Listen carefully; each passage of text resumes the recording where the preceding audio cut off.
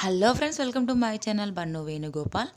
ఈరోజు రెసిపీ అయితే క్యాలీఫ్లవర్ టమాటా అండి. సింపుల్గా ఎలా తయారు చేయాలో చూద్దామా. దీనికోసం ముందుగా క్యాలీఫ్లవర్ని ఇలా చిన్న చిన్న ముక్కలుగా కట్ చేసుకోవాలి. దీంట్లో పురుగులు ఉంటాయండి, చిన్న చిన్న పురుగులు చూసుకోవాలి. ఇలా కట్ చేసుకొని ఒక బండిలోకి వేసుకొని అందులోకి పసుపు, ఉప్పు, తగిన నీళ్లు వేసి ఉడికించుకోవాలి. ఇలా ఉడికించుకొని వేరొక బౌల్లోకి నీళ్లు తీసుకోవాలి. ఇప్పుడు కర్రీ కోసం స్టవ్ వెలిగించుకొని బాండి పెట్టుకొని ఒక గ్లాస్ ఆయిల్ వేసి అందులో ఉల్లిపాయలు, పచ్చిమిర్చి, కొద్దిగా ఉప్పు వేసి ఫ్రై చేసుకోవాలి.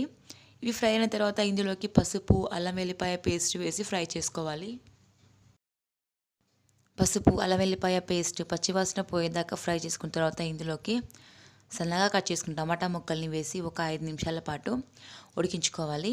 మీరు టమాటాలకి బదులు టమాటాలని మిక్స్ చేసి ప్యూరీ కూడా వేసుకోవచ్చు, కానీ ఇక్కడ నేను టమాటాలు వేస్తున్నాను. తర్వాత ఇందులోకి మనం ముందుగా ఉడికించుకున్న క్యాలీఫ్లవర్ ముక్కల్ని వేసి ఒక 5 నిమిషాల పాటు ఉడికించుకోవాలి. ఇప్పుడు ఇందులో తగినంత కారం వేసి మూత పెట్టి ఒక 10 నిమిషాల పాటు మీడియం ఫ్లేమ్లో ఉడికించాలి. మనం ముందుగానే క్యాలీఫ్లవర్ని ఉడికించుకున్నాం కాబట్టి ఎక్కువగా టైం తీసుకోదు. ఇలా మధ్య మధ్యలో కలుపుతూ ఉడికించుకోవాలి, లేకపోతే మాడిపోతుంది. చూడండి, ఇలా దగ్గరికి అయ్యేదాకా ఉడికించుకోవాలి. చివరిలో కొద్దిగా కొత్తిమీర, కల్యమాకు వేసుకొని అంతా కలిసేలా కలుపుకోవాలి. ఇప్పుడు ఉప్పు చెక్ చేసుకోవాలి. మనం ముందుగా క్యాలీఫ్లవర్లో ఉడికించేటప్పుడు వేసుకున్నాం, ఉల్లిపాయల్లో కూడా వేసుకున్నాం కదా, చూసుకొని వేసుకోవాలి. అంతేనండి, ఎంతో టేస్టీగా ఉండే క్యాలీఫ్లవర్ టమాటా రెడీ అయిపోయింది. ఈ కర్రీ రైస్లోకైనా చపాతీలోకైనా చాలా బాగుంటుంది.